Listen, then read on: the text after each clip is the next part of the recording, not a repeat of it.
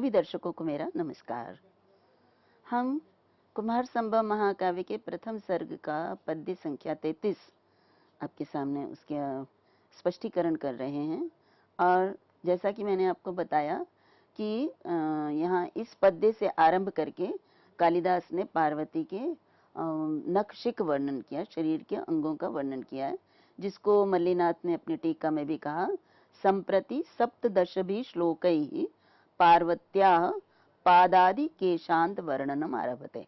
तो उन्होंने कहा है कि इससे, इस पद्य से लेकर आगे आने वाले जो 17 श्लोक हैं, उन 17 श्लोकों में उन्होंने पार्वती के पाद आदि केशांतम, पैर से लेकर केश बालों तक, अर्थात मैंने बताया नखशिख वर्णन जो है वो उन्होंने आरंभ किया है। अब मैं जो कि हमने अभी देखा कि कालिदास ने सबसे पहले पार्वती के पैरों का, पार्वती के अंगूठे का, पैर के अंगूठे का वर्णन आरंभ किया है, तो इसके पीछे प्रमाण भी होने चाहिए। तो ये आपके सामने जो ये पंक्तियां हैं, देवता नाम रूपम पादांगुष्ठ प्रभृति वर्ण्यते मानुषाणाम केशाद आरभ्येति धार्मिकाः। तो हमारे धर्म के अनुसार यदि हम देवताओं के रूप का वर्णन करते हैं तो वो पैर के अंगूठे से आरंभ करते हैं, और मानुषाणाम, और अगर हम किसी मनुष्य का वर्णन करते हैं तो केशाद आरभ्य, उनके केशों से आरंभ करके नीचे की और उनके अंगों का वर्णन करते हैं, इति धार्मिका। तो धार्मिक लोग ये मानते हैं, और हम भी मानते हैं कि पार्वती देवी हैं, तो देवता होने के कारण उनका जो वर्णन आरंभ किया है कालिदास ने, वो उनके पैर से आरंभ किया है। तो अब कुछ जो पद इसमें प्रयुक्त किए गए हैं उन पर विस्तार से हम प्रकाश डालेंगे। तो इसमें पहला जो पद है वो है अभ्युन्नत अंगुष्ठ नख प्रभावी। अभ्युन्नतांगुष्ठ नख प्रभावी, ये है इसमें। तो यहाँ पे हम कहेंगे अंगुष्ठ नख क्या होता है। सबसे पहले अंगुष्ठ नख की सिद्धि बताएंगे आपको। तो अंगुष्ठ नख का अर्थ है अंगुष्ठयोः नखौ, या नख जो है नाखून, अंगूठे के नाखून है, तो पैर दो, पैर के अंगूठे दो, और उनके नाखून भी द्विवचन में ही होंगे। तो इसका तो ये हो गया फिर अंगुष्ठयोः नखौ अंगुष्ठ नख। तो अंगूठों के दो नाखून, इनको षष्ठी तत्पुरुष समास जब करते हैं तो अंगुष्ठ नखौ बनता है। उसके बाद हम कहेंगे अभ्युन्नतौ, अब अभिन्नत है ना, तो अभ्युन्नतौ अंगुष्ठ नखौ, ये किसके लिए आया है अभ्युन्नत, अंगुष्ठ नख के लिए, और अंगुष्ठ नख द्विवचन में प्रयोग है, इसलिए अभ्युन्नतौ भी द्विवचन में प्रयुक्त होगा। तो अभ्युन्नतौ में ऊपर की ओर उठे हुए अंगुष्ठ नखौ, अंगूठे के नाखून। तो अब क्या बन गया, अभ्युन्नतांगुष्ठ नखौ बन गया। तो उसके बाद फिर क्या है कि अभ्युन्नतांगुष्ठ नखयोः प्रभा। अब ये हमने बना लिया अभ्युतांग नश, अंगुष्ठ नश, लेकिन अब उसके बाद आगे जो पद है कि नख प्रभा, तो उसको भी तो आगे करेंगे ना। तो अभ्युन्नतांगुष्ठ नखयोः प्रभा, यहाँ पर भी षष्ठी तत्पुरुष है। तो यहाँ पे देखिए षष्ठी तत्पुरुष में 3 पदों को हमने 3 बार किया है। तो यहाँ पे अंगुष्ठयोः नखौ, ये भी षष्ठी तत्पुरुष समास है। और फिर अभ्युन्नतौ अंगुष्ठ नखौ, ये यहाँ पे कर्मधारय समास है। और उसके बाद अभ्युन्नतांगुष्ठ नखयोः प्रभाः, ये भी षष्ठी तत्पुरुष समास है।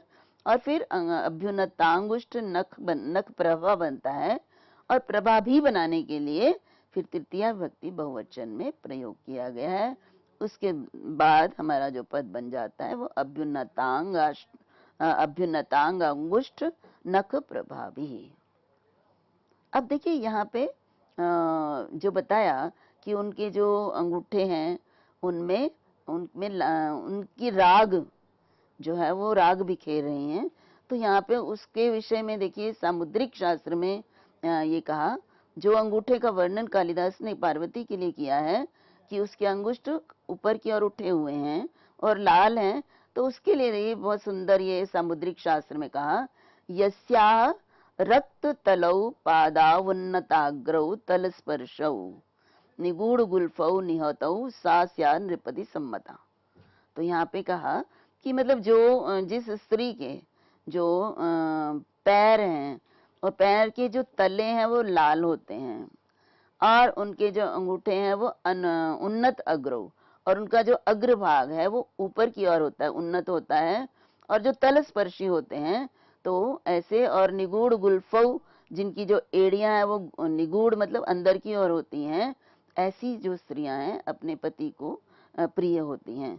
तो पार्वती क्योंकि इनको शिव के साथ इनका विवाह होना है और शिव के अनुकूल होना चाहिए उनको, तो शिव को प्रिय होना चाहिए, तो उसी को दृष्टि में रख के उन्होंने ये पार्वती का वर्णन किया। और वास्तव में सत्यता ही पार्वती की उन्होंने बताई है कि पार्वती के जो पैरों की जो आकृति है, जिस प्रकार से वो वास्तव में ये दिखाती है कि वो एक महारानी के रूप में, शिव पत्नी के रूप में बहुत अधिक प्रसिद्ध होंगी, बहुत ही सम्मान्य होंगी। तो ये शतपथ ब्राह्मण में ये शब्द कहे गए हैं। अब आगे देखिए अगला जो पद है उसके बारे में कहेंगे, निक्षणेपात रागम इव उद्गिरन्तौ। दो निक्षणेपात, रागम, इव और उद्गिरन्तौ, ये इसमें इतने पद हैं, इनमें संधि विच्छेद करेंगे। सबसे पहले तो पहले निक्षणेपरात है, फिर रागम है, फिर इव है, फिर उद्गिरन्तौ है।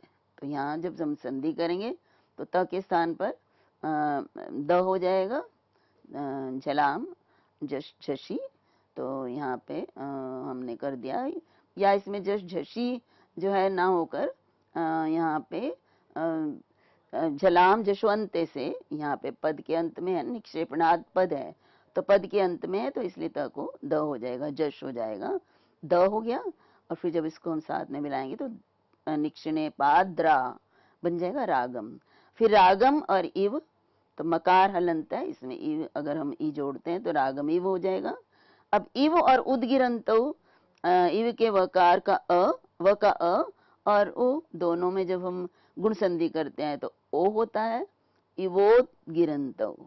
तो इस तरह से हमारा निक्षेपणाद रागम इवोद्गिरन्तौ, ये पूरा का पूरा जो है पद एक जो है संधि किया हुआ बन जाता है। और उसके बाद देखिए, निष्ठ्यूतोद्गीर्ण वान्तादि गौण वृत्ति व्यपाश्रयम अति सुंदरम अन्यत्र ग्राम्य कक्षाम विगाहते। देखिए यहाँ पर जो एक पद है, जब हम इस पद्य में देखते हैं तो उसमें उद्गिरन्तौ पद है।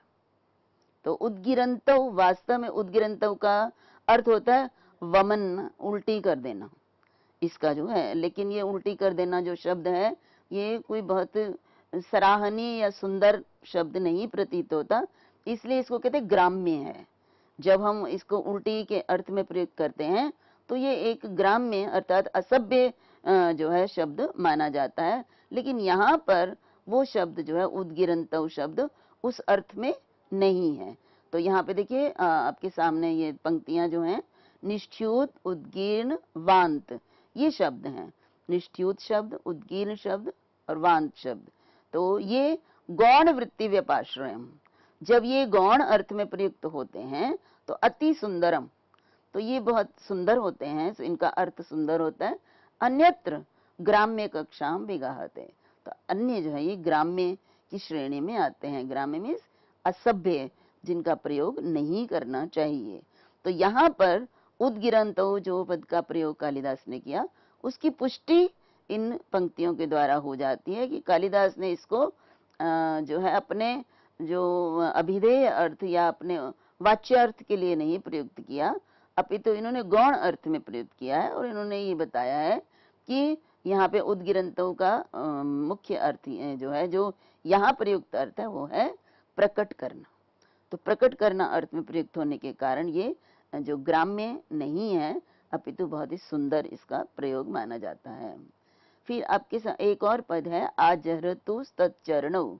तो यहाँ पर आजहरतु और तत् और चरणौ, ये तीन जो है पद मिलकर बने हैं। तो पहले तत्चरणौ को हम समास किया हुआ है, इसलिए समस्त पद है। तो तत्चरणौ, तत् चरणौ, तो यहाँ पे तत् और चरणौ को जब हम संधि करते हैं तो यहाँ पे संधि से पहले इनमें समास हुआ है। तो क्या समास है? तत् किसके लिए आया? पार्वती के लिए। तो तस्याः चरणौ तच्चरणौ बनता है। तो तस्याः चरणौ जब होता है तो तत् शब्द है, इसलिए जब हम समस्तपद बनाते हैं तो विभक्ति लोप हो जाने के बाद तच्चरण बन जाता है, और द्विवचन है तो तच्चरणौ ये बनता है। और जब हम तत् और चरणौ बना लेते हैं तो फिर यहाँ पे स्तोष चुना चु एक सूत्र है जिससे कि संधि करेंगे हम। तवर्ग त का, तत् के त का योग चवर्ग से है, इसलिए त के स्थान पर भी हम चवर्ग का च करके तच्चरणौ ये रूप बनता है। और फिर आजहृतु के साथ इसका योग करेंगे तो आजहृतु तुह और तच्चरणौ। तो आजहृतु जो है ये यहाँ पे विसर्ग है, विसर्ग के स्थान पर विसर्जनीय से स सूत्र से स होकर आजहृतु तच्चरणौ ये रूप बनता है। अब अगला जो है पद आपके सामने है, स्थलारविंद श्रियम अव्यवस्थाम। ये एक ही पद है। तो इसमें पहले तो स्थलारविंद जो शब्द है उसको हम जो है उसमें समास करेंगे, समस्त विग्रह करेंगे, समास विग्रह। तो स्थलारविंद, स्थलस्य अरविंदम स्थलारविंदम। और फिर स्थलारविंद श्री, तो यहाँ पे स्थलारविंदस्य श्री, तो स्थल के जो कमल हैं उनकी श्री में शोभा, तो स्थलारविंद श्री बन गया। ये भी षष्ठी तत्पुरुष समास है। और ऊपर भी स्थलस्य अरविंद में भी षष्ठी तत्पुरुष समास है।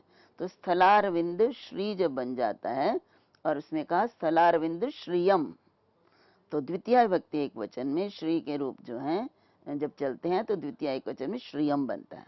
तो क्या शब्द बन जाएगा? स्थलारविंद श्रियम।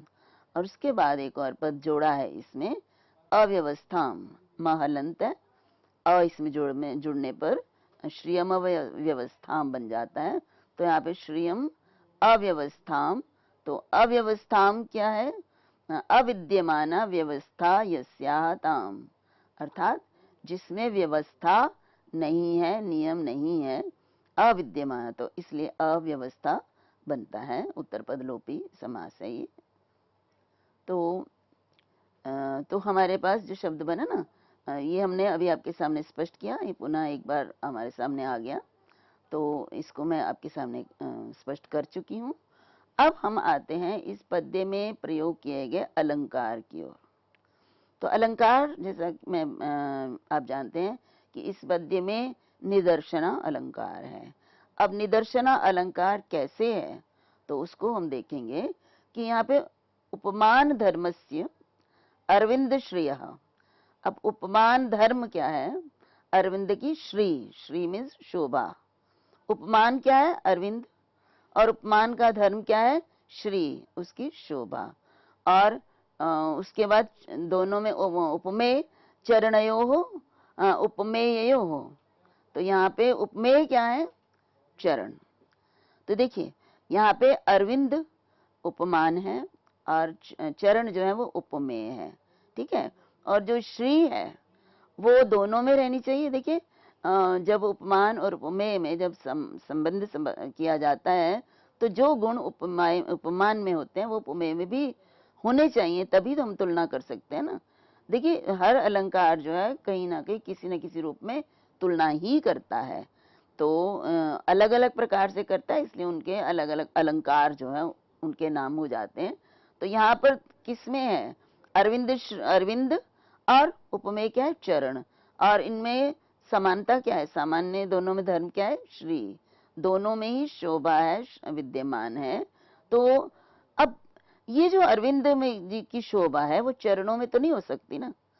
अरविंद शोभा अलग है, कमल का जो सौंदर्य है वो चरणों का सौंदर्य नहीं हो सकता, चरणों का सौंदर्य अरविंद श्री नहीं हो सकता। तो दोनों में भिन्नता है, लेकिन फिर असंभव है। जो अरविंद श्री चरणों में संभव नहीं हो सकती है, तो इसलिए इसका अर्थ क्या है कि अरविंद श्रियम एवं श्रियम, मतलब अरविंद श्री चरणों में नहीं है, वो उसके चरणों में क्या है? अरविंद श्री के समान उनके चरणों की भी शोभा है। तो यहाँ पर अरविंद श्री जो है वो उसके चरणों में प्रतिबिंबित होती है, न कि वही जो शोभा उसमें है वही शोभा नहीं है, वो शोभा प्रतिबिंबित होती है, इसलिए कहा प्रतिबिंबीकरणाक्षेपाद निदर्शना अलंकार। यहाँ निदर्शना अलंकार इसलिए है कि इसमें जो है प्रतिबिंबीकरण का आक्षेप किया गया है।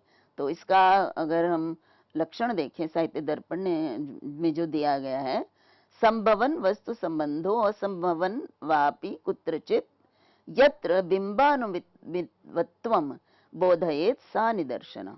देखिए, तो यहाँ पे भी कहा संभवन वस्तु संबंधो, वस्तु संबंध संभव हो चाहे ना हो। जैसे अभी अरविंद श्री संभव नहीं है चरणों में, तो कोई बात नहीं, कई बार होती है जहाँ, और जहाँ नहीं भी होती वहां पर भी जहाँ बिंबानुबित्वम, बिंब और अनुबिंबत्व जहाँ पर दिखाई देता है, ज्ञात होता है, वहां निदर्शन अलंकार होता है। तो यहाँ पर भी जो है बिंब है श्री और उसका प्रतिबिंब चरणों में जो है दिखाई देता है, जाना जाता है, इसलिए यहाँ पर निदर्शन अलंकार का प्रयोग है।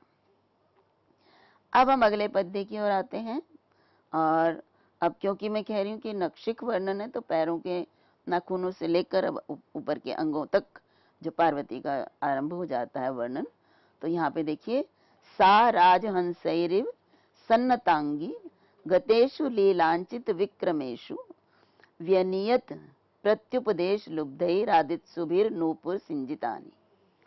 ये बहुत सुंदर पद्य है। यहाँ पे पार्वती की तुलना राजहंसों से की गई है। अब क्या है कि पार्वती की चाल, जो हंस की चाल है, वो बहुत सुंदर मानी जाती है, और पार्वती भी अब जो है उसका चलने के विषय में बताया गया है। और जब चलती है तो उसके जो नूपुर हैं, जो उसने पायल पहनी है पैर में, उसकी बहुत ही सुंदर ध्वनि उत्पन्न हो रही है। तो यहाँ पे देखिए क्या वर्णन है कि ये जो वास्तव में कर्मवाच्य का जो पूरा ये पद्य है, तो कर्मवाच्य में इसमें कर्ता कौन है? यहाँ पे कर्ता जो है वो राजहंस हैं, और सा यहाँ पे उसको। तो देखिए यहाँ पर वास्तव में जो है पार्वती, यहाँ पे यदि हम वाक्य का भी अर्थ आपके सामने समझेंगे तो कर्ता पार्वती है और कर्म जो है वो राजहंस हैं। लेकिन क्योंकि कर्मवाच्य का वाक्य है, इसलिए यहाँ पे राजहंसई में प्रथमा है और सा में तृतीया है, पार्वती में प्रथमा व्यक्ति का प्रयोग किया गया है। तो देखिए अब क्या है कि सन्नतांगी, सन्नतांगी, सन्नत मीन्स होता है झुके हुए अंगों वाली, ये किसके लिए? सा मीन्स पार्वती ने राजहंसई ही, अब राजहंसई के लिए राजहंसों से, तो सन्नत अंगों वाली ने राजहंसों के द्वारा, सा मीन्स उस पार्वती ने। वास्तव में यदि मैं इसको कर्मवाच्य के रूप में, अगर इसको उसी रूप में अर्थ करूं, तो राजहंसों के द्वारा सन्नत अंगों वाली सा मीन्स उस पार्वती को, और राजहंस के लिए जो विशेषण प्रयुक्त हुआ वो है प्रत्युपदेश लुब्धैहि। प्रत्युपदेश अर्थात उपदेश के रूप में कुछ प्राप्त करने के इच्छुक। प्रत्युपदेश लुब्धैहि मतलब उपदेश के बदले में प्राप्त होने के इच्छुक। आदित्सु, आदित्सु मीन लेने वाले, आदित्सु, तो आदित्सु भी, तो ये भी विशेषण जो है राजहंसों के लिए आया। तो राजहंसों के लिए क्या?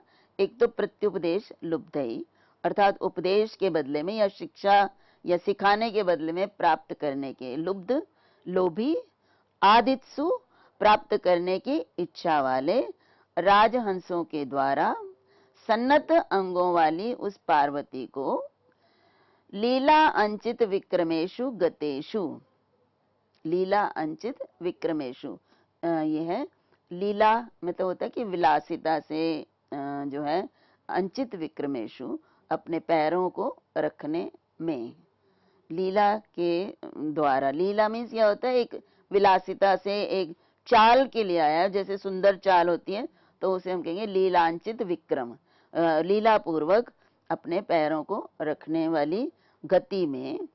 तो नूपुर सिंचितानि व्यनियत, नूपुर सिंचितानि नूपुर के सिंजित, सिंजित होता है ध्वनि, नूपुर की जो झंझनाहट है उसको व्यनियत, व्यनियत में शिक्षा प्राप्त की गई। किसके द्वारा की गई?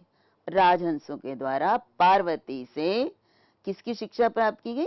नूपुर सिंजितानी, नूपुरों की, सिंजितानी में ध्वनि को व्यनित में प्राप्त, शिक्षा प्राप्त की गई। तो यहाँ पे क्या है, किस में? जो लीला अंचित विक्रमेशु गतेशु, लीला के द्वारा रखे गए कदमों में। तो कहने का तात्पर्य है कि यदि हम सारस पक्षी हंस के विषय में यदि हम जानते हैं तो हंस जो है वो बहुत ही वैसे तो बहुत ही सुंदर होता है, उसकी चाल बहुत सुंदर होती है, लेकिन वो चाल पार्वती ने उसमें उनमें से ली है। तो पार्वती ने उनसे जो चाल सीखी है उसके बदले में वो राजहंस जो पार्वती के चलने से जो उसके नूपुरों की ध्वनि, सुंदर ध्वनि आ रही है, वो सीखना चाहते हैं। तो मतलब कि उन्होंने मान लीजिए कि पार्वती ने उन्हें नूपुर की ध्वनि सिखाई कि पैरों में किस प्रकार से होती है, और उन्होंने पार्वती को लीला पूर्वक जो चाल चलना है, जो सुंदर गति है, वो उन्होंने पार्वती को सिखाई। तो यहाँ पे देखिए, इस पद्य को यदि हम देखें तो ये आदान प्रदान किया जा रहा है। आदान प्रदान किसका? राजहंस जिनकी गति बहुत सुंदर होती है, चाल बहुत सुंदर होती है, पार्वती की चाल भी बहुत सुंदर है। यहाँ पर एक जो है तुलना की गई है, मानो एक तरीका है ये कहने का कि पार्वती ने उनको ये सिखाया, उन्होंने पार्वती को ये सिखाया। वास्तव में पार्वती की चाल तो स्वतः ही स्वाभाविक ही बहुत सुंदर है, लेकिन यहाँ पे उनकी तुलना करिए राजहंसों की चाल से, कि राजहंस की जिस तरह से सुंदर गति होती है वैसी ही सुंदर चाल पार्वती की भी थी। और ऐसा प्रतीत होता है कि मानो ये राजहंसों ने पार्वती को इस तरह से चलना सिखाया, और बदले में उनकी इच्छा थी कि वो पार्वती जो है उनको अपने नूपुरों की जो ध्वनि है उसकी शिक्षा दे दे। तो इस तरह से ये आदान प्रदान दोनों का हुआ है, और वास्तव में ये कहना चाहते हैं कि पार्वती की सुंदर चाल है और उसके नूपुरों की जो ध्वनि है वो कर्णों को बहुत अधिक अमृत की तरह रस प्रदान करती है। तो अब देखिए, ये वाक्य मैंने आपको बताया कर्मवाच्य का वाक्य है। तो कर्मवाच्य का वाक्य है, तो इसमें किस प्रकार से इस वाक्य को कर्मवाच्य में एक अन्वय के रूप में लिखेंगे वो मैंने आपके सामने किया है। प्रत्युपदेश लुब्धैः नूपुर सिंजितानि आदित्सुभि राजहंसैरिव सन्नतांगी सा गतेषु लीलांचित विक्रमेषु व्यनियत। तो ये इस तरह से ये कर्मवाच्य में जो मैंने आपको अभी अर्थ भी उसी हिसाब से बताया है। लेकिन जब इस वाक्य को हम कर्तृवाच्य में बदलते हैं तो कर्तृवाच्य में, जैसा कि मैंने बताया कि क्योंकि कर्तृवाच्य में कर्ता जो है वो वास्तव में कौन है? राजहंस। तो प्रत्युपदेश लुब्धाः, लुब्धई के स्थान पर आ जाएगा लुब्धा, और नूपुर सिंचितानि आदित्सवः, ये भी जो है आदित्सुभि के स्थान पर आदित्सवः, और फिर राजहंसे के स्थान पर राजहंसा। तो ये है आपका कर्तृवाच्य में प्रयोग। और फिर कर्ता जो पार्वती है, जो कर्म थी उसमें अब द्वितीया हो जाएगी, क्योंकि कर्मवाच्य में उसमें प्रथमा थी, तो अब प्रथमा होगी, तो उसके विशेषण है उनमें भी प्रथमा होगी। तो सन्नतांगीम ताम, सा की जगह ताम, गतेषु लीलांचित विक्रमेशु व्यनयंत। तो यहाँ पे व्यनयंत यहाँ किसके लिए आएगा?